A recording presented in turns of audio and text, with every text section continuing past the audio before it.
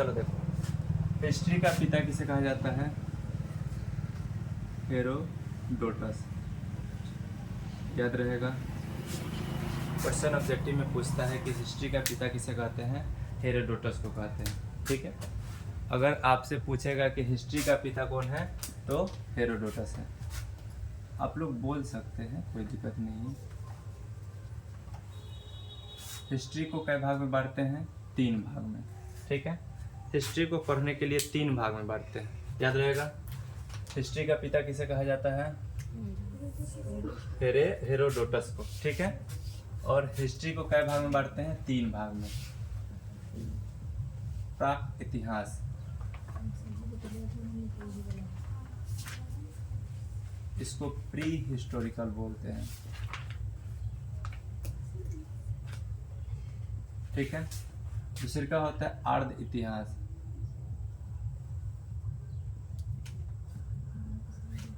इसको proto historical बोलते हैं। ठीक है, और लास्ट में आता है ऐतिहासिक, इसको हिस्टोरिकल हिस्ट्री बोलते हैं।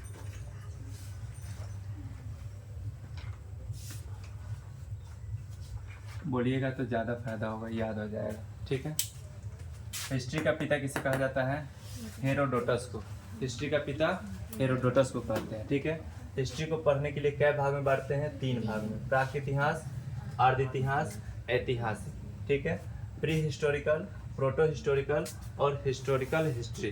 ठीक है, कुल कई भाग होता है? 3 भाग होता है। ठीक, जोर से बोलिए, कोई दिक्कत नहीं है। ठीक है, याद रहिए, इसको आप अगर 3 बार 4 बार बोलिएगा तो आपको अभी याद हो जाएगा। ठीक है, हिस्ट्री का पिता किसे कहा जाता है? हेरोडोटस को। हिस्ट्री का पिता हेरोडोटस, याद रहेगा, हिस्ट्री का पिता हेरोडोटस को कहते हैं। हिस्ट्री का कई भाग है? 3 भाग। प्राक इतिहास, अर्ध इतिहास, ऐतिहासिक। ठीक है, प्री हिस्टोरिकल, प्रोटो हिस्टोरिकल और हिस्टोरिकल हिस्ट्री। ठीक है, 3 वो होता है। प्राक इतिहास जो है ना, अर्ध इतिहास और ऐतिहासिक, ये तीनों में अंतर है। अंतर क्या है? प्राक इतिहास में कोई लिखित सबूत नहीं है, यानी बिना लिखित सबूत का, बिना लिखित सबूत का अगर कोई है उसको क्या कहेंगे? प्राक इतिहास कहेंगे। ठीक है, इसमें किसी प्रकार का कोई लिखित सबूत नहीं है। इसका अर्थ हुआ कि आदमी को इस समय लिखने पढ़ने नहीं आता था। इसको क्या कहते थे? आदि मानव। क्या कहते थे? आदि मानव। याद रहेगा, समझ में आ रहा है ना?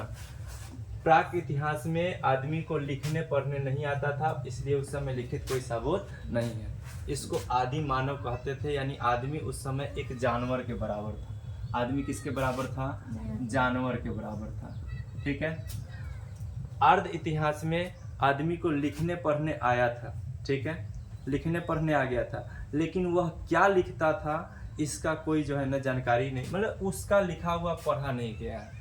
लिखने आता था लेकिन वह क्या लिखा इसको पढ़ा नहीं गया है आज तक। लिखित सबूत है, लिखित सबूत है, लेकिन इसको पढ़ा नहीं गया है। पढ़ा नहीं गया, पढ़ा नहीं गया ना, वह कहाँ जाएगा? अर्ध इतिहास में। ऐतिहासिक में लिखा भी गया है, लिखा गया और पढ़ा गया। लिखा गया और पढ़ा गया, उस क्या हो जाएगा? ऐतिहासिक हो जाएगा। याद रहेगा, फिर से चलिए। हिस्ट्री का पिता हेरोडोटस। हिस्ट्री का क्या भाग? 3 भाग। प्राक इतिहास, अर्ध इतिहास, ऐतिहासिक। प्राक इतिहास यानी जिसमें लिखित सबूत नहीं है उसको क्या कहेंगे? प्राक इतिहास कहेंगे। अर्ध इतिहास यानी जिसमें लिखित सबूत है वह क्या हो जाएगा? अर्ध इतिहास हो जाएगा। ठीक है, ऐतिहासिक यानी जो लिखा गया है और पढ़ा भी गया है। ठीक है, उसको क्या कहेंगे? ऐतिहासिक कहेंगे। जो लिखा गया और नहीं पढ़ा गया उसको अर्ध इतिहास कहेंगे। ठीक है, अब देखिए, लिखा गया और पढ़ा गया उसको क्या कहेंगे? अर्ध इतिहास। याद है, ये सॉरी ऐतिहासिक। जो लिखा गया है, जो नहीं लिखा गया है उसको क्या कहेंगे? प्राक इतिहास। प्राक इतिहास को पाषाण काल कहते थे। क्या कहते थे? पाषाण काल। पाषाण मतलब होता है पत्थर। ठीक है, पाषाण काल में जो है ना मानव पत्थर से औजार बनाना सीख रहा था। उस समय उसको पाषाण काल में जो है ना पत्थर से औजार बनाना सीखा। पाषाण काल के पहले आदमी को जो है ना पत्थर का या किसी भी चीज़ का उपयोग करने नहीं आता था। इसको आदि मानव कहा जाता था। मानव सिर्फ भोजन संग्रह करता था, भोजन को क्या करता था, इकट्ठा करता था, ठीक है, और उसको खाता था। उसके अलावा उसके पास कोई जो है ना, जैसे जानवर को मारने का ना उसके पास हथियार था, न खेती करने आता था, न खेती के बारे में वह जानता था, उसको इस सब चीज़ के बारे में कुछ पता नहीं था। वह जो है ना दूसरे जानवरों द्वारा मारे हुए शिकार को क्या करता था, ग्रहण करता था ना, या उस जानवर को छोड़े हुए मांस को वह खा के अपना जीवन व्यतीत करता था, नहीं तो कहीं पेड़ पौधे से फल फूल को प्राप्त करके जो है ना वह अपना जीवन यापन करता था, ठीक है। तो उस समय कौन सा युग आया, पाषाण काल। और पाषाण काल में जो है ना मानव क्या करने लगा, तो मतलब पत्थर से औजार बनाना सीखना शुरू किया, ठीक है। और इसमें जो है ना पाषाण काल को पढ़ने के लिए पाषाण काल को कई भाग में बांटते हैं, 4 भाग में। पाषाण काल को कई भाग में बांटते हैं, 4 काल में। पहला है पूरा पाषाण। पहला क्या है, पूरा पाषाण, ठीक है, याद रहेगा। पहला क्या है, पूरा पाषाण, पूरा पाषाण। दूसरे का क्या है, मध्य पाषाण।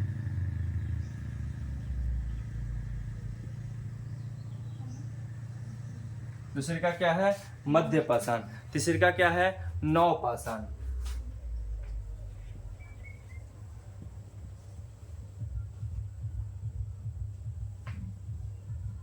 तीसरे का क्या है, नव पाषाण। और चौथा क्या है, उत्तर पाषाण। उत्तर पाषाण याद है, रहेगा, ठीक है। देखिए अगर कोई शुरुआत होता है वो धीरे धीरे क्या हो जाएगा, पुराना हो जाएगा। तो जब सबसे पहले होगा वो क्या होगा, पूरा पाषाण। बीच वाला को क्या कहते हैं, मध्य। बीच वाला को क्या कहते हैं, मध्य।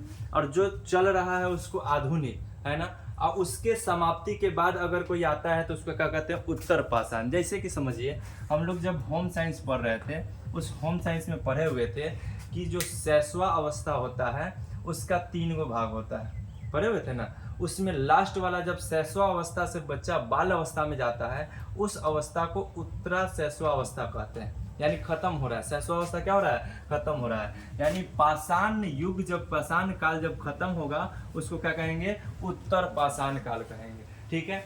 जब पाषाण काल का शुरुआत हुआ होगा वो बाद में जाके क्या हो जाएगा, पुराना, इसीलिए उसको क्या कहेंगे, पूरा पाषाण कहेंगे, ठीक है। बीच वाला को क्या कहेंगे, मध्य पाषाण। बीच वाला को मध्य पाषाण। और उत्तर पाषाण और मध्य पाषाण के बीच का जो युग होगा उसको क्या कहेंगे, नव पाषाण कहेंगे, ठीक है, याद रहेगा। चलिए पूरा पाषाण में जो है ना मनुष्य क्या था, खाना बदोश। खाना बदोश, खाना बदोश मतलब होता है कि यह सिर्फ भोजन को संग्रह करता था। इस समय जो है ना इसको क्या खाना है नहीं खाना है उसका कोई ज्ञान नहीं था, जो मिले वो खा करके जीवन यापन, ये सब के पास कोई टेंशन नहीं था। उस समय लोग के पास कोई टेंशन नहीं था। अभी जो है ना मतलब 50 किस्म का चीज़, ये चीज़ नहीं खाएंगे, वो चीज़ नहीं खाएंगे, इनका लोगों के पास उस समय जो मिले वही खा के खाली पेट भरना है बस, और कमाना तो है नहीं, सिर्फ खाना है। तो उस समय जो है ना मनुष्य क्या था, पूर्ण रूप से खाना बदोश था। यानी वह सिर्फ क्या करता था, भोजन को जहाँ मिले वहाँ से इकट्ठा करता था, और जब तक रहता था वो भोजन तब तक उसको खा के अपना जीवन यापन करता था। और फिर उसके बाद क्या करता था कि फिर भोजन की तलाश में निकल जाता था। खाना बदोश के बाद जो है ना आदमी आगे बढ़ा आखेट की तरफ। आखेट समझते हैं, आखेट का मतलब होता है शिकार करना, ठीक है। फिर धीरे धीरे जो है ना मनुष्य क्या करने लगा, खाना बदोश के बाद शिकार करना शुरू कर दिया। खाना बदोश के बाद क्या करना शुरू कर दिया, शिकार करना शुरू किया। ये जब मान लीजिए कि अगर आपको भूख लगा है, ठीक है, आप मान लीजिए खाना इकट्ठा करके ही खाते हैं, ठीक है, खाना इकट्ठा करके खाते हैं। अगर खाना आपको न मिले तो आप उस समय किसी न किसी रूप में खाना का खोज कीजिएगा। तो खाना के खोज में मान लीजिए कि अगर आदमी उस समय जो है ना जानवरों का मारा हुआ जो है ना भोजन, यानी जानवर अगर किसी दूसरे जानवर को मार के खा रहा है तो वो अगर छोड़ देता था ना, तो उस छोड़ता था तो उस चीज को जो है ना मानव क्या करता था, ग्रहण करता था, है ना। तो लोगों को तो यह ज्ञान उस समय था कि हाँ जानवरों को हम खा सकते हैं, है ना। तो जब जानवर दूसरे जानवर का मारा हुआ भोजन न मिलता था तो वह खुद शिकार करना शुरू किया, जिसको क्या कहा गया, आखेट कहा गया। जब मानव खुद शिकार करना शुरू किया उसको क्या कहने लगे, आखेट कहने लगे, ठीक है। आखेट के बाद जो है ना इस समय सबसे बड़ा औजार खोजा गया, क्या चीज, सॉरी, सबसे बड़ा हथियार खोजा गया। क्या चीज खोजा गया? आग का आविष्कार हो गया। सबसे बड़ा आविष्कार उस समय का क्या हुआ? आग का आविष्कार हो गया। ठीक है, आग का आविष्कार कब हुआ है? पूरा पाषाण काल में। अब देखिए यहाँ से ऑब्जेक्टिव केंगा पूछता है, समझ लीजिए, आपसे पूछेगा कि आग का आविष्कार कब हुआ। ऑप्शन आपको 4 को दे दे, पूरा पाषाण, मध्य पाषाण, नव पाषाण और उत्तर पाषाण। आपको इसमें से चुनना पड़ेगा किसमें पूरा मतलब आग का खोज हुआ था? पूरा पाषाण में। ठीक है, याद रहेगा। मानव किस समय मतलब कि भोजन संग्रह करता था? तो पूरा पाषाण में। आग के खोज होने के बाद जो है ना वह भोजन को मतलब कि एक तरह से संग्रह करता था, लेकिन उसके साथ साथ जो है ना अधिक मात्रा में या एक जगह से दूसरी जगह जो है ना वह क्या करके मतलब भोजन को लेके घूमना शुरू कर दिया, है ना। उसके बाद देखिए आखेट युग भी कब था? आखेट युग पूर्ण रूप से आखेट कब से शुरुआत हुआ? तो पूरा पाषाण काल से शुरुआत हुआ। याद रहेगा, याद रहेगा ना, कोई डाउट नहीं है। एक बार ऊपर से चलते हैं फिर से ना। हिस्ट्री का जनक किसे कहा जाता है? हेरोडोटस। पिता या जनक एक चीज होता है, ठीक है। हिस्ट्री का जनक किसको कहते हैं? हेरोडोटस को कहते हैं। हिस्ट्री का कै गो भाग है? 3 भाग, प्राक इतिहास, आर्य इतिहास, ऐतिहासिक, 3 भाग हो जाएगा। ठीक है, तीनों भाग में प्राक इतिहास जिसमें कोई लिखित सबूत नहीं है, कोई लिखित साक्ष्य नहीं है ना। इस समय आदमी को लिखने पढ़ने नहीं आता था। आदमी किसके समान था? एक जानवर के समान था। इसीलिए आदमी को क्या कहा गया? आदि मानव कहा गया। ठीक है, आर्य इतिहास में आदमी को लिखने आता था, लिखा भी है, लेकिन क्या लिखा है इसको पढ़ा नहीं गया है। ठीक है, उसको क्या कहेंगे? आर्य इतिहास कहेंगे। ऐतिहासिक जो लिखा भी गया है और पढ़ा भी गया है उसको क्या कहेंगे? ऐतिहासिक कहेंगे। इसमें सबसे पहले हम लोग को क्या पढ़ना है? प्राक इतिहास। ये ज्यादा दिन, 1 दिन की क्लास आज खत्म हो जाएगा। ठीक है, आइए आर्य इतिहास आपका 2 दिन 3 दिन का क्लास होगा, ये भी 2 दिन में खत्म हो जाएगा। ठीक है, इसमें सबसे ज्यादा समय लगता है। ठीक है, प्राक इतिहास, प्राक इतिहास को पाषाण काल कहते हैं। प्राक इतिहास को क्या कहते हैं? पाषाण काल। पाषाण काल के पहले या पाषाण काल के समय किसी भी धातु का जानकारी लोगों के पास नहीं था। धातु समझते हैं ना, धातु का ऐसे कोई उदाहरण नहीं होता है। कोई आपसे पूछे धातु किसे कहते हैं, धातु का कोई उदाहरण नहीं होता है या कोई डिफिनीशन उसका नहीं होता है। सिर्फ धातु और धातु में अंतर या फिर धातु का जो है ना गुण बता सकते हैं कि धातु कैसन का होता है? चमकीला होता है, पीटने पे क्या करता है? आवाज करता है, वह चदरा की तरफ फैल सकता है ना, ये सब चीज। लेकिन उसका कोई सटीक उदाहरण नहीं होता है। तो धातु का जानकारी कब तक नहीं था? पाषाण काल तक। जैसे धातु का जानकारी हुआ, सबसे पहले किस धातु का जानकारी हुआ? तंबाकू ना, आगे चल के पढ़ाएंगे। पाषाण काल के बाद कौन सा युग आया? ताम्र युग आया, पढ़े होइएगा। उसके बाद जो है ना लोहा का जानकारी हुआ तो लौह युग आया, है ना, आगे पढ़ना है। ठीक है, हम लोग पढ़े हुए थे आर्य इतिहास में, एगो पढ़ना है सिंधु घाटी सभ्यता के बारे में। उसमें हम लोग पढ़े हुए थे कि आदमी को जो है ना सिंधु घाटी सभ्यता के लोगों को लोहा का ज्ञान नहीं था, है ना। इसका मतलब उस समय लोगों को लोहा के बारे में जानकारी नहीं था। ठीक है, पाषाण काल को कै भाग में बांटा गया? 4 भाग में, पूरा पाषाण, मध्य पाषाण, नव पाषाण और उत्तर पाषाण। ठीक है, कै भाग में बांटा गया? 4 भाग में। ठीक है, पूरा पाषाण, मध्य पाषाण, नव पाषाण और उत्तर पाषाण। ठीक है, 4 गो भाग हो गया। चारों भाग में पूरा पाषाण सबसे पहले। ठीक है, उस समय मानव क्या था? खाना बदोश था, यानी वह खाना को क्या करता था? सिर्फ संग्रह करता था, उसको खाना उगाने नहीं आता था। खाना संग्रह के बाद वह धीरे धीरे क्या करना सीख गया? आखेट करना यानी शिकार करना सीख गया। ठीक है, और मानव का सबसे बड़ा आविष्कार और सबसे पहले का आविष्कार क्या हुआ? आग का आविष्कार कर लिया, यानी पत्थर से पत्थर को टकरा के क्या करना शुरू कर दिया? आग उत्पन्न करना शुरू कर दिया, जिसका उपयोग हम लोग आज भी करते हैं। क्या आप लोग बता सकते हैं कि किस जगह पे हम लोग पत्थर से पत्थर टकरा के आग उत्पन्न करते हैं? अपने जीवन में प्रत्येक दिन हम लोग उपयोग करते हैं, प्रत्येक दिन हम लोग इसका उपयोग करते हैं, पत्थर से पत्थर टकरा के आग उत्पन्न करते हैं। नहीं पता है? नहीं पता है? प्रत्येक दिन आप उपयोग करते हैं, आप गैस का लाइटर उपयोग करते हैं, उसमें जो है ना पत्थर लगा होता है और पत्थर से पत्थर टकराने पे जो है ना वह क्या होता है कि वहाँ पे जो है ना आग उत्पन्न होता है, जिसका उपयोग हम लोग अभी भी करते हैं ना। लगभग सब कोई गैस के लाइटर का उपयोग करता होगा गैस जलाने के लिए। जो गैस लाइटर का उपयोग करते हैं उसमें क्या होता है, पत्थर से पत्थर टकरा के। तो सबसे पहले जो है ना, सबसे बड़ा आविष्कार क्या हो गया, आग का आविष्कार। किस चीज से आविष्कार हुआ, तो पत्थर से पत्थर को टकरा के आविष्कार करना, मतलब आग का आविष्कार हो गया, ठीक है, यानी आग का खोज हो गया। मध्य पाषाण काल में धीरे धीरे लोगों ने क्या सीख लिया, छोटे हथियार बनाना सीख लिया। किस चीज का, पत्थर का। छोटा हथियार क्या चीज का बना, पत्थर का। किस चीज का बना, पत्थर का। किस चीज का हथियार बनाना सीख लिया, पत्थर का। पत्थर का चाकू बनाया, पत्थर का भाला बनाया, पत्थर का मिट्टी खोदने वाला बनाया, जानवरों का शिकार करने वाला बनाया, पत्थर का तलवार टाइप का छोटा छोटा हथियार बनाना क्या कर दिया, शुरू कर दिया। उसके बाद है अंत्योष्टि कार्यक्रम खोजा। सब क्या खोजा, अंत्योष्टि, अंत्योष्टि कार्यक्रम ना। अब देखिए समझ लीजिए, पूरा पाषाण में जब आदमी मरता था तो उसका कोई अंतिम क्रिया नहीं होता था ना। आज हम लोग जो है ना अपने पूर्वज, यानी जो भी हमारे परिवार में अगर कोई मरते हैं तो उनका अंतिम क्रिया करते हैं ना। जैसे मुस्लिम लोग उसको उनको दफना देते हैं, हिंदू लोग उनको जला देते हैं, या कोई अन्य जगह पे जो है ना अलग अलग प्रकार का अपना अंतिम क्रिया करने का जो है ना। अंतिम क्रिया कब नहीं होता था, पूरा पाषाण काल में अंतिम क्रिया नहीं होता था, ठीक है।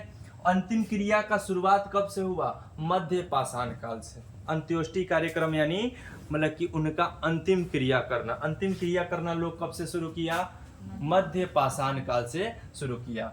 हिंदू धर्म के अनुसार कै गो है, मतलब कि कार्यक्रम, संस्कार कै गो है, 16 संस्कार, याद रखिएगा।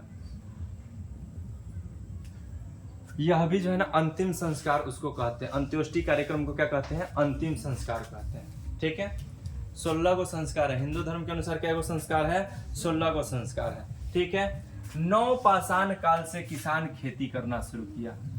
नौ पाषाण काल से किसान क्या करना शुरू किया, खेती करना शुरू किया ना। खेती करना शुरू किया। अब बताइए, खेती करेगा अगर कोई किसान तो वह क्या करेगा, सबसे पहले उसको एक जगह एकत्र रहना पड़ेगा, इकट्ठा रहना पड़ेगा। काहे कि इसके पहले जो किसान थे ना, सॉरी जो लोग रहते थे, यह लोग जो है ना घुमंतु थे, एक जगह इकट्ठा नहीं। वो भोजन को खोज की तलाश में घूमते रहते थे। जहां भोजन मिला वहां पे रुक के भोजन किए, भोजन खत्म, उस जगह को छोड़ के चल दीजिए, है ना, ये चीज था। लेकिन अगर इंसान, अगर आदमी खेती करेगा तो खेती तो एक दिन में नहीं होता है, क्योंकि 3 महीना 4 महीना 5 महीना समय लगेगा। तो उतना समय कम से कम आपको रहना पड़ेगा। तो आदमी जो है ना सबसे पहले जो है ना खेती करना शुरू किया तो उसको रहने का जरूरत पड़ा, आवास का जरूरत पड़ा। किसका जरूरत पड़ा, आवास। तो आदमी रहना, एक जगह रहना कब से शुरू किया, 9 पाषाण काल से। एक जगह रहना कब से शुरू किया, 9 पाषाण काल से ना। एक जगह रहना कब से शुरू किया, 9 पाषाण काल से। अब जैसे आदमी रहना शुरू किया उसका जरूरत बढ़ गया। आदमी रहना शुरू किया तो उसका जरूरत क्या हो गया, बढ़ गया। फसल की देख रेख के लिए उसको जानवर का जरूरत पड़ा, है ना, जो उसकी फसल को क्या कर सके, देख रेख कर सके। सबसे कम खाके और सबसे ज्यादा वफादारी क्या करता है, कुत्ता करता है ना। एक रोटी खिला दीजिए तो पूरा रात आपके घर पे जो है ना क्या रहेगा, बैठा हुआ रहेगा, है ना। पूरा रात आपके घर पे क्या रहेगा, बैठा, आपके घर की देख रेख करता रहेगा। तो आदमी सबसे पहले किस जानवर का पालन किया, कुत्ता का पालन करना शुरू किया ना। सबसे पहले आपसे ही क्वेश्चन पूछेगा कि मनुष्य सर्वप्रथम किस जानवर को पालना शुरू किया, कुत्ता का पालना शुरू किया। खेती में सबसे पहले किस चीज का खेती किया, जौ और गेहूं का। किसका, याद रहेगा, जौ और गेहूं। सबसे पहले खेती किस चीज का किया गया, जौ और गेहूं का किया गया। और इसका खेती कब हुआ, लगभग 7000 ईसा पूर्व। आप यहाँ पे रुकिए, आप थोड़ा सा पीछे चल के समझ लीजिए, ठीक है। 7000 ईसा पूर्व, ठीक है। शताब्दी जो है ना, शताब्दी कितना दिन जो है, 100 साल पीछे जाता है। शताब्दी कितना दिन पीछे जाता है, 100 साल पीछे जाता है, आपको बताए हुए हैं। और दशक क्या होता है, दशक 10 साल आगे जाता है। दशक 10 साल आगे जाएगा, शताब्दी 100 साल पीछे जाएगा, ठीक है। और ईसा के जन्म ना, इस ईसाई धर्म के जो पालन करने वाले लोग हैं वह ईसा मसीह को मानते हैं। ईसा मसीह के जन्म के पहले का जो साल हो गया उसको ईसा पूर्व कहते हैं, और ईसा मसीह के जन्म के बाद का जो साल होगा उसको ईस्वी कहेंगे, है ना। तो अभी हम लोग से पूछा जाए कि कौन सा साल चल रहा है, तो बोलेंगे 2024 ईस्वी चल रहा है। क्या कहेंगे? 2024 ईस्वी, ठीक है। और यह घटना कब का है?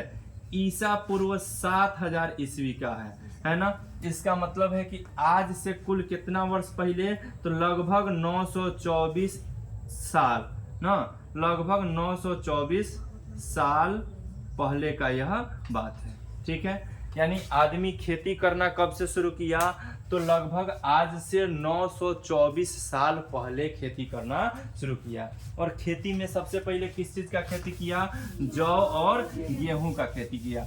खेती करने के लिए उसको क्या करना पड़ा, तो एक जगह रहना पड़ा। इसके लिए वह किसका उपयोग करने लगा? आवास का। रहने के लिए किस चीज का? घर का उपयोग करने लगा, ठीक है। और सबसे पहले किस जानवर का पालन किया?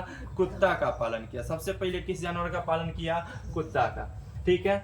अब कुत्ता का पालन कर लिया, उस समय एक और बहुत बड़ा खोज हुआ, और उस बड़ा खोज का नाम क्या है?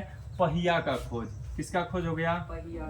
अब मान लीजिए आपको सामान ढोना है, तो सामान ढोने के लिए आप माथा पे कितना धोइएगा, है ना।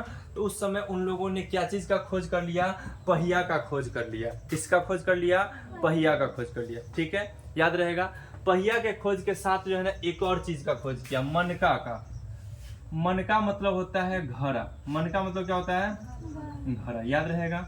अब अनाज आप सिर्फ उगा लीजिएगा तो उसको उगाने से थोड़ी होगा, अनाज को तो आपको रखने के लिए कोई जगह चाहिए ना। तो रखने के लिए किसका उपयोग किया? मनका का, यानी घड़ा का खोज कर लिया, ठीक है। यह कब हुआ?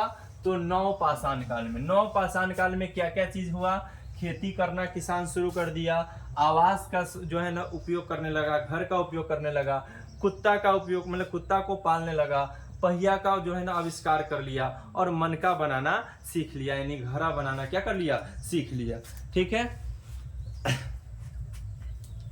उसके बाद नवपाषाण काल में एगो भीमबेटका जो है ना जगह का नाम है, वहां पे सबसे पहले मानव ने क्या किया कि मानव का चित्र बनाया ना। इसमें लिखने पढ़ने आदमी को नहीं आता था, लेकिन एगो चित्र जो है ना उस समय बना। और चित्र क्या था?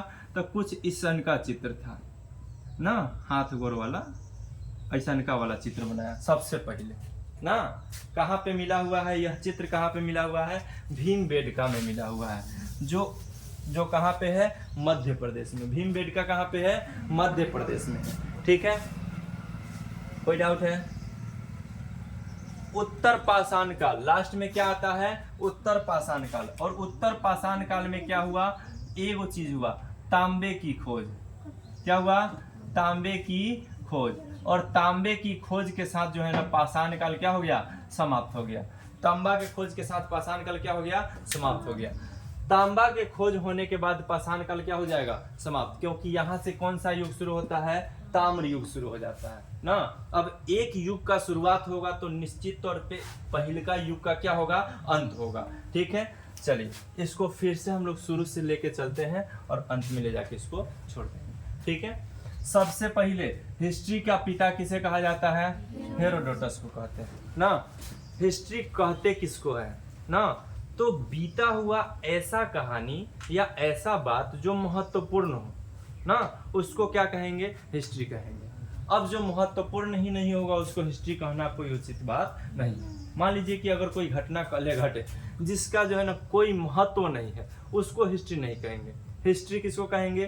तो बीता हुआ ऐसा बात जो महत्वपूर्ण हो, जो पहले बीत गया है वह महत्वपूर्ण है, उसको क्या कहेंगे? हिस्ट्री कहेंगे। याद रहेगा, जो चीज बीत गया है वह महत्वपूर्ण है तो उसको क्या कहेंगे? हिस्ट्री कहेंगे, ठीक है। हिस्ट्री का पिता किसे कहेंगे? हेरोडोटस को कहते हैं। हिस्ट्री का पिता किसे कहते हैं? हेरोडोटस को, ठीक है। हिस्ट्री पढ़ने के लिए हिस्ट्री को कै भाग में बांटते हैं? 3 भाग में, ठीक है। 3 भाग में बांटेंगे तो 3 भाग में सबसे पहले का भाग क्या है? प्राक इतिहास, प्री हिस्टोरिकल, ठीक है, प्री हिस्टोरिकल। उसके बाद 2 नंबर में आता है आर्ध इतिहास, प्रोटो हिस्टोरिकल, ठीक है। 3 नंबर में आता है ऐतिहासिक जिसको हम लोग जो है ना हिस्टोरिकल हिस्ट्री कहते हैं। ऐतिहासिक को हम लोग 4 भाग में बांट के पढ़ते हैं। जब ऐतिहासिक का क्लास शुरू होगा उस समय आपको बताएंगे कि ऐतिहासिक को क्या भाग में बांट के पढ़ते हैं, 4 भाग में। इसका 4 भाग कौन कौन है ना, तो एगो प्राचीन, एगो मध्य, एगो आधुनिक और एगो जो है ना विश्व इतिहास। कुल 4 गो इतिहास पढ़ना है। ये हमको कहाँ पढ़ना है, ऐतिहासिक में पढ़ना है, ठीक है। प्राक इतिहास यानी वैसा इतिहास जिसका कोई लिखित सबूत नहीं है, उसको क्या कहेंगे, प्राक इतिहास कहेंगे। यानी आदमी को जिस समय लिखने पढ़ने नहीं आता था उस समय के इतिहास को क्या कहेंगे, प्राक इतिहास कहेंगे, ठीक है। आर्ध इतिहास यानी जिस समय आदमी को लिखने आता था, जिस समय आदमी को लिखने आता था लेकिन उसका लिखा हुआ आज तक पढ़ा नहीं गया है, उसको क्या कहेंगे, आर्ध इतिहास कहेंगे, ठीक है। उसके बाद ऐतिहासिक जो लिखा भी गया है और पढ़ा भी गया, उसको क्या कहेंगे, ऐतिहासिक कहेंगे, ठीक है। कोई दिक्कत है, चलिए। प्राक इतिहास यानी प्राक इतिहास को क्या कहते हैं, पाषाण काल। प्राक इतिहास को क्या कहेंगे, पाषाण काल कहते हैं। प्राक इतिहास को क्या कहते हैं, पाषाण काल। पाषाण काल को कै भाग में बांटते हैं, 4 भाग में। पाषाण काल को कै भाग में बांटेंगे, 4 भाग में। 4 भाग में प्राक मतलब पाषाण काल का 4 भाग कौन कौन है, पूरा पाषाण काल, मध्य पाषाण काल, नव पाषाण काल और उत्तर पाषाण, ठीक है। 4 को कौन कौन है, पूरा पाषाण, मध्य पाषाण, नव पाषाण और उत्तर पाषाण, ठीक है। पूरा पाषाण में मनुष्य क्या था, खाना बदोश, यानी वह सिर्फ खाना को इकट्ठा करता था, संग्रह करता था, ठीक है। उसको जहां मिले वहां से खाना इकट्ठा करके कर लेता था, खा लेता था, इकट्ठा करके रखता था, जितना मिले जितना चले उसको रख के खा लेता था, उसके अलावा उसको कुछ नहीं आता था, ठीक है। उसके बाद वह धीरे धीरे क्या करना शुरू किया, आखेट करना शुरू किया, यानी शिकार करना शुरू कर दिया। शिकार करने के बाद सबसे बड़ा खोज किस चीज का हुआ, आग का, है ना। आपसे पूछेगा पाषाण काल का सबसे बड़ा खोज क्या चीज का है, तो आग का। सबसे बड़ा खोज क्या चीज का है, आग का, ठीक है। मध्य पाषाण में छोटा छोटा हथियार बनाना शुरू किया, वह भी किस चीज का हथियार बना, तो पत्थर का हथियार बना, ठीक है। अंत्योष्टि कार्यक्रम कब शुरू हुआ, मध्य पाषाण काल में। अंत्योष्टि कार्यक्रम कब शुरू हुआ, मध्य पाषाण में, यानी आदमी का अंतिम संस्कार करना लोग कब शुरू किया, मध्य पाषाण में ना। अब आदमी को जलाए या दफनाए यह उसके ऊपर निर्भर था, लेकिन वह उसका अंतिम क्रिया करना कब शुरू किया, मध्य पाषाण में, ठीक है ना। यह जो है ना इसको अंत्योष्टि संस्कार यानी अंतिम संस्कार कहते हैं। और हिंदू धर्म के अनुसार कुल कैगो संस्कार है, 16 संस्कार है ना, याद रहेगा। नौ पाषाण काल, नौ पाषाण काल में किसान क्या करना, मतलब लोग क्या करना शुरू कर दिया, खेती करना शुरू कर दिया। खेती में सबसे पहले खेती किस अनाज का किया गया, जौ और गेहूं का। सबसे पहले खेती किस चीज का किया गया, जौ और गेहूं का किया गया। आवास, अब आप खेती करिएगा तो खेती करके आप कहीं दूसरी जगह तो नहीं जा सकते हैं, तो खेती करने के बाद लोगों को क्या चीज का जरूरत पड़ा, रहने का जरूरत पड़ा। तो लोग रहने के लिए किस चीज का उपयोग किया, आवास यानी घर का उपयोग करना शुरू किया। तो घर कब से बनाना शुरू किया, नौ पाषाण काल से, है ना। अपनी रक्षा के लिए और फसल की रक्षा के लिए किसका जरूरत पड़ा, जानवर का। जानवर में किस जानवर का पालन सबसे पहले किया गया, कुत्ता का। सबसे पहले किस जानवर को पाला गया, कुत्ता को पाला गया। उसके बाद एक और आविष्कार हुआ, क्या चीज का आविष्कार हुआ, पहिया का। पहिया यानी चक्का का आविष्कार हुआ, ठीक है। उसके बाद अनाज को रखने के लिए मनका का यानी घड़ा का उपयोग किया गया। किसका उपयोग किया गया, घड़ा का उपयोग किया गया, ठीक है। उत्तर पाषाण काल आते आते किस चीज का खोज हो गया, तांबा का। और तांबा का खोज होने के जस्ट बाद जो है ना पाषाण काल क्या हो गया, समाप्त हो गया। और पाषाण काल के बाद शुरू होता है ताम्र युग ना, यानी तांबा का जब आविष्कार हो गया तो जो चीज देखिए हम लोग इसको पाषाण काल इसलिए कहते हैं क्योंकि इस समय मनुष्य किसका उपयोग करता था, कैसन का हथियार का उपयोग करता था, तो पत्थर के, यानी पत्थर को पाषाण कहते हैं। पत्थर का पर्यायवाची शब्द क्या होता है, पाषाण। तो पत्थर का पर्यायवाची शब्द पाषाण काल पाषाण होता है, इसीलिए इसमें पत्थर का उपयोग किया गया, इसको क्या कहेंगे, पाषाण काल। अब उसके बाद पत्थर के हथियार के जगह पे किसका उपयोग होने लगा, तांबा का। और तांबा का जैसे उपयोग होने लगा तो उसको हम लोग क्या कहेंगे, ताम्र युग ना। और जैसे ताम्र युग का शुरुआत होगा वैसे पाषाण काल क्या हो जाएगा, समाप्त हो जाएगा, ठीक है। प्राक इतिहास यानी प्री हिस्टोरिकल में इतना ही पढ़ना है। और यहाँ से हम लोग का शुरू होता है आर्य इतिहास, ठीक है।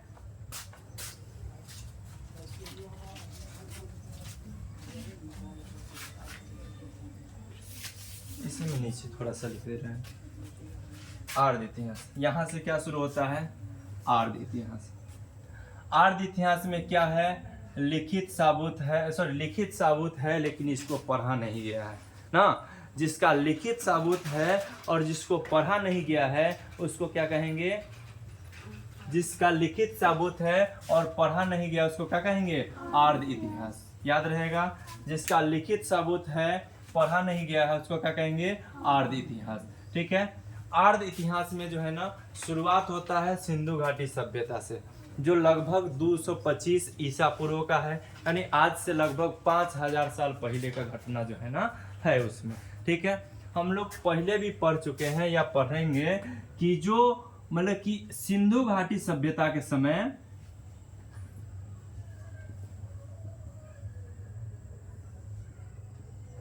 ना जो लिखा जाता था वह लिखावट कैसन का था, चित्र का लिपि था। कैसन का लिपि था, चित्र का। और उसके बाद भी वह उल्टा लिखा जाता था, यानी दाहिना से बायां तरफ लिखा जाता था। जैसे उर्दू लिखा जाता है ना, सेम टू सेम उसी प्रकार से उसको क्या किया जाता था, लिखा जाता था, यानी उल्टा लिखा जाता था, ठीक है।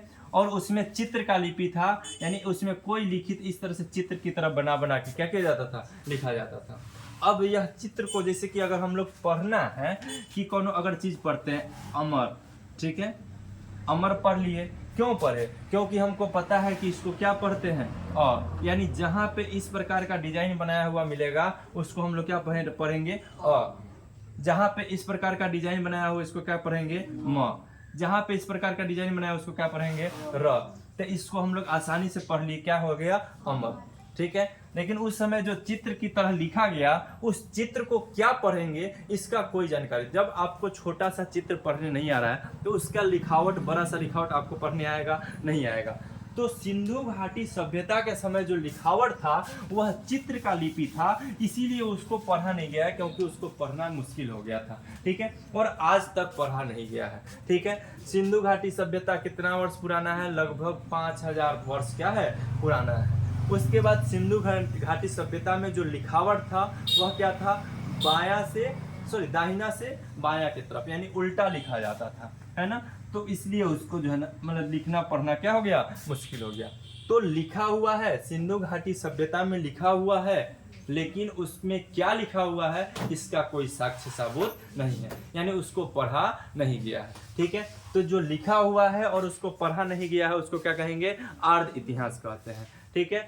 आर्य इतिहास में किसके बारे में पढ़ना है, सिंधु घाटी सभ्यता के बारे में पढ़ना है। उसके बाद आप सबसे पहले चलिए, सिंधु घाटी सभ्यता जो है ना यह लुप्त हो चुका था, विलुप्त यानी खत्म हो चुका था। जैसे कि पहले यह एक नगर शहर था जो पूरा अस्तित्व ही उसका समाप्त हो गया था, नॉर्मल एकदम आपको खाली मैदान की तरह था। तो लोग वहाँ पे गए तो देखे कि वहाँ पे ईंट मिला, कुछ कुछ चीज मिला, है ना। तो उसका जो है ना खुदाई करना वो लोग क्या किए, शुरू किए। ईंट खोज के बाद जो है ना एक कमरा मिला, कमरा के बाद एक घर मिला, और घर मिला उसके बाद खोजते खोजते वहाँ पे बहुत चीज़, जैसे कि सिक्का मिला, मोहर मिला, और इस सब चीज़ से वहाँ पे जानकारी प्राप्त हुआ। लिखित अनुसार जानकारी प्राप्त नहीं हुआ। जैसे हम लोग रामायण का कहानी पढ़ते हैं तो रामायण का लिखित साक्ष्य है ना, लिखित साबुत है, उसको हम लोग देखते हैं और आसानी से क्या कर लेते हैं, पढ़ लेते हैं, है ना। लिखते हैं और आसानी से क्या कर लेते हैं, पढ़ लेते हैं। अगर लिखेंगे और पढ़ लेंगे ना तो इसका मतलब है कि उसको लिखना पढ़ना क्या हो जाता है, आसान हो जाता है। लेकिन जिसको लिखा गया है और पढ़ा नहीं गया है उसके बारे में जानना क्या हो जाता है, थोड़ा सा मुश्किल हो जाता है। तो सिंधु घाटी सभ्यता में लिखा हुआ है लेकिन उसको पढ़ा नहीं गया है आज तक ना। तो जो नहीं पढ़ा गया है ना, इसका मतलब है कि उसको कहाँ रखेंगे, आर्य इतिहास में रखेंगे, ठीक है। अब सिंधु घाटी सभ्यता के बारे में अगर लोगों को जानकारी हुआ तो जानकारी कैसे हुआ, और उसको सिंधु घाटी सभ्यता ही क्यों कहा गया, है ना। ये भी एक चीज है कि उसको सिंधु घाटी सभ्यता ही क्यों कहा गया। बहुत आदमी से आप सुनिएगा सिंधु घाटी सभ्यता को हड़प्पा सभ्यता भी कहते हैं, लेकिन इसका मुख्य नाम जो है ना सिंधु घाटी सभ्यता कहा गया। ये ऐसा इसलिए कहा गया कि सिंधु घाटी जो सभ्यता है, यानी सिंधु घाटी सभ्यता से जुड़ा हुआ जितना शहर है वह सभी शहर जो है ना कहाँ पे मिला है, तो सिंधु नदी या सिंधु के सहायक नदी के किनारे बसा हुआ मिला है। उस समय जो है ना शुरू शुरू में लोग ज़्यादा करके नदियों के किनारे रहना पसंद करते थे ना। अभी लोग ज़्यादा मात्रा में शहर में रहना पसंद करते हैं, क्यों? अगर आपसे पूछा जाए कि लोग शहर में रहना पसंद करते हैं, ऐसा क्यों होता है, तो लोग शहर में रहना इसलिए पसंद करते हैं कि वहाँ पे उनको सुविधा उपलब्ध होता है अधिक मात्रा में ना। उस समय लोगों के पास जो है ना ज़्यादा चीज़ की आवश्यकता नहीं थी, लोगों के पास सिर्फ आवश्यकता था तो खेती करने का और भोजन खाना खाने का, खेती करना और खेती से जो अनाज होगा उससे खाना। खेतों के लिए सबसे ज़्यादा जरूरी क्या था उस समय, तो खेतों के लिए सबसे ज़्यादा जरूरी था सिंचाई। और सिंचाई कहाँ पे होता था, नदियों में, नदियों से होता था। उस समय चापाकल, नल ना, डीजल मशीन इत्यादि जो है ना सिंचाई का सुविधा नहीं था। तो सिंचाई करने के लिए लोग किस पे निर्भर रहते थे, नदी पे निर्भर रहते थे ना। तो नदी पे निर्भर रहने के कारण उन लोगों ने शहर, अपना घर, शहर या जो भी गांव वगैरह कहाँ पे बसाया, नदियों के किनारे बसाया ना। तो सिंधु घाटी से जुड़ा हुआ जितना भी शहर है, जितना भी नगर है, वह कहाँ पे मिला है, तो सिंधु नदी या उसके सहायक नदियों के किनारे मिला है। इसीलिए इसको क्या कहते हैं, सिंधु घाटी सभ्यता कहते हैं। ठीक है, सिंधु घाटी सभ्यता का खोज किसने किया था, दयाराम साहनी ने। सिंधु घाटी सभ्यता का खोज किसने किया था, दयाराम साहनी ने किया था। सिंधु घाटी सभ्यता का नामकरण कौन दिया, नहीं, सिंधु घाटी सभ्यता को जो है ना, सिंधु घाटी नाम किसने दिया, सिंधु घाटी सभ्यता नाम किसने दिया, जॉन मार्शल। पढ़े हुए थे हम लोग, याद है, जॉन मार्शल ने ना। सिंधु घाटी सभ्यता का नाम किसने रखा, जॉन मार्शल ने रखा। सिंधु घाटी सभ्यता कितना क्षेत्र में फैला हुआ है, लगभग 13 लाख वर्ग किलोमीटर क्षेत्र में फैला हुआ है। याद रहेगा, वर्ग किलोमीटर यानी किलोमीटर स्क्वायर, लगभग कितना, 13 लाख किलोमीटर क्षेत्र में फैला हुआ है। 300 से अधिक शहर का जो है ना खोज हो चुका है। यानी सिंधु घाटी सभ्यता में कुल मिलाकर उस समय कितना, मतलब कि शहर था, लगभग 300 प्लस था। यानी 300 तक का खोज क्या हो चुका है। कितना क्षेत्र में फैला हुआ है, 13 लाख वर्ग किलोमीटर क्षेत्र में फैला हुआ है। ठीक है, सिंधु घाटी सभ्यता के कुछ प्रमुख मतलब शहर जो जिस नदी के किनारे स्थित है उसके बारे में आप समझ लीजिए। सबसे पहले हड़प्पा। हड़प्पा किस नदी के किनारे स्थित है, रावी नदी के किनारे स्थित है ना। जो अभी का स्थिति उसका क्या है, पाकिस्तान में है ना। हड़प्पा कहाँ पे पड़ता है, पाकिस्तान, यानी वर्तमान में पाकिस्तान जो है ना वहाँ पे हड़प्पा है। ठीक है, उसके बाद मोहनजोदड़ो। मोहनजोदड़ो किस नदी के किनारे स्थित है, सिंधु नदी के किनारे स्थित है, जो आज के अभी के समय में वर्तमान में पाकिस्तान में स्थित है। ठीक है, चुनहोदरो किस नदी के किनारे स्थित है, चुनहोदरो किस नदी के किनारे स्थित है, सिंधु नदी के किनारे स्थित है, जो कहाँ पे स्थित है, पाकिस्तान में। चुनहोदरो कहाँ पे स्थित है, पाकिस्तान में। चुनहोदरो कहाँ पे स्थित है, पाकिस्तान में। ठीक है, उसके बाद है सुतकंगडोर ना। सुतकंगडोर जो है ना कहाँ पे स्थित है, सुतकंगडोर कहाँ पे स्थित है, तो सुतकंगडोर जो है ना दासक नदी के किनारे स्थित है, जो कहाँ पे है, पाकिस्तान में है। ठीक है, आगे देखिए, कालीबंगा। कालीबंगन कहाँ पे स्थित है ना, किस नदी के किनारे स्थित है, घाघर नदी के किनारे स्थित है, जो कहाँ पे स्थित, मतलब कहाँ पे है, तो अभी जो है ना वह राजस्थान में पड़ता है। कहाँ पे पड़ता है, राजस्थान में। ठीक है, उसके बाद है लोथल। लोथल किस नदी के किनारे स्थित है, भोगवा नदी के किनारे स्थित है। कहाँ पे, भोगवा नदी के किनारे। भोगवा नदी यह अभी कहाँ पे, वर्तमान भारत में कहाँ पे पड़ता है, तो गुजरात में। भोगवा नदी कहाँ पे है, गुजरात में। ठीक है, समझ में आया।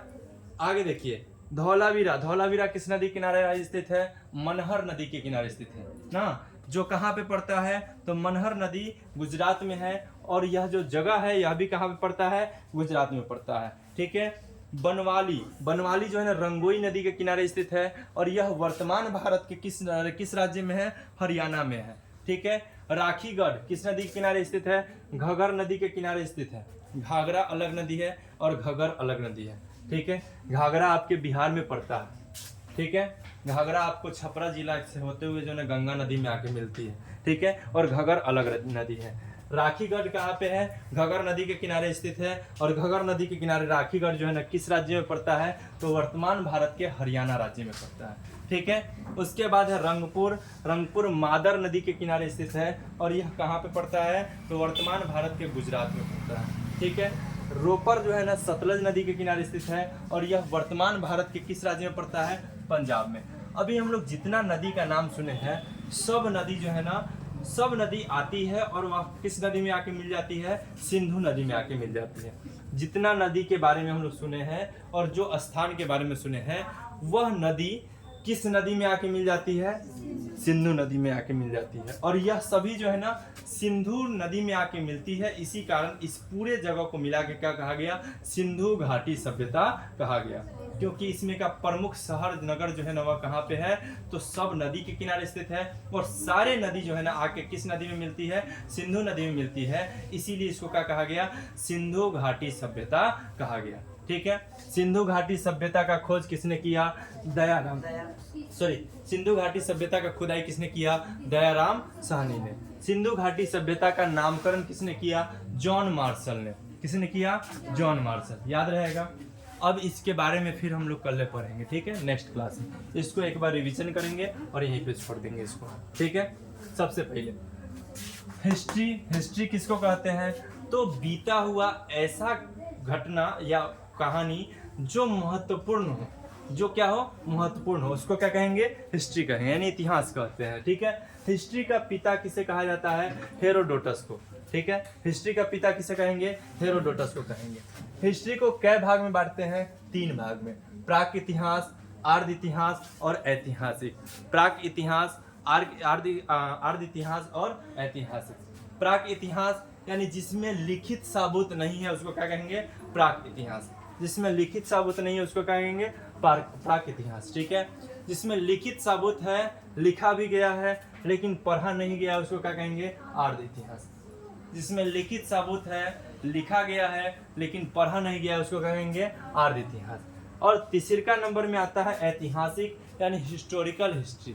क्या आता है, हिस्टोरिकल हिस्ट्री, जिसको लिखा भी गया है और पढ़ा भी गया है उसको क्या कहेंगे, हिस्टोरिकल हिस्ट्री कहेंगे, ठीक है। उसके बाद प्राक इतिहास जो है ना उसको क्या कहते हैं, पाषाण काल। प्राक इतिहास को क्या कहते हैं, पाषाण काल, ठीक है। पाषाण काल का कै भाग है, 4 भाग, पूरा पाषाण, मध्य पाषाण, नव पाषाण और उत्तर पाषाण। पूरा पाषाण, मध्य पाषाण, नव पाषाण और उत्तर पाषाण। पूरा पाषाण में जो है ना मनुष्य क्या था, खाना बदोश, यानी वह सिर्फ खाना को इकट्ठा करता था, संग्रह करता था, उसके अलावा वह कुछ नहीं करता था, ठीक है। पूरा पाषाण में खाना बदोश, उसके बाद वह क्या करना शुरू किया, आखेट करना शुरू किया, यानी शिकार करना क्या किया, शुरू कर दिया। उसके बाद सबसे बड़ा आविष्कार किया, किस चीज़ का आविष्कार किया, आग का आविष्कार किया, ठीक है। उसके बाद मध्य पाषाण में छोटा छोटा हथियार बनाना शुरू कर दिया। छोटा छोटा क्या करना शुरू कर दिया, हथियार बनाना शुरू कर दिया। किस चीज़ का हथियार बनाया, पत्थर का हथियार बनाया, ठीक है। अंत्योष्टि कार्यक्रम का शुरुआत कब हुआ, मध्य पाषाण काल में। अंत्योष्टि कार्यक्रम का शुरुआत कब हुआ, मध्य पाषाण काल में हुआ, ठीक है। यानी अंतिम क्रिया करना लोग शुरू कब किया, मध्य पाषाण काल में, ठीक है। हिंदू धर्म के अनुसार क्या गो संस्कार है, 16 गो संस्कार है, ठीक है। नव पाषाण, नव पाषाण में जो है ना क्या हुआ, किसान खेती करना शुरू कर दिया, रहना शुरू कर दिया, कुत्ता पालना शुरू किया। यानी सबसे पहले किस जानवर को पालना शुरू किया, कुत्ता का पालन करना शुरू कर दिया। उसके बाद एक और आविष्कार किया, किस चीज का आविष्कार किया, पहिया का आविष्कार किया, ठीक है। मनका बनाया, मनका मतलब घड़ा, मनका मतलब घड़ा, अनाज को रखने के लिए किसको बनाया, मनका को बनाया, ठीक है। उत्तर पाषाण काल में, उत्तर पाषाण काल में सबसे बड़ा खोज किस चीज का खोज हुआ, तांबा का खोज हुआ। और तांबा के खोज होने के बाद क्या हुआ, पाषाण काल समाप्त हो गया, ताम्र युग शुरू हो गया ना। पाषाण युग का क्या हो गया, अंत हो गया और ताम्र युग का शुरुआत हो गया। अर्ध पाषाण, सॉरी अर्ध ऐतिहासिक यानी अर्ध हिस्टोरिकल ना, यानी जिसमें लिखित साबूत है, लिखा भी गया है लेकिन पढ़ा नहीं गया है उसको क्या कहेंगे, अर्ध ऐतिहासिक कहेंगे, ठीक है। अर्ध ऐतिहासिक में सिंधु घाटी सभ्यता, सिंधु घाटी सभ्यता का उत्खनन किसने किया था, दयाराम साहनी ने किया था, ठीक है। इसका नामकरण किसने किया था, जॉन मार्शल ने किया था ना। सिंधु घाटी सभ्यता का नामकरण किसने किया था, जॉन मार्शल ने किया था, ठीक है। सिंधु घाटी सभ्यता को सिंधु घाटी सभ्यता ही क्यों कहते हैं?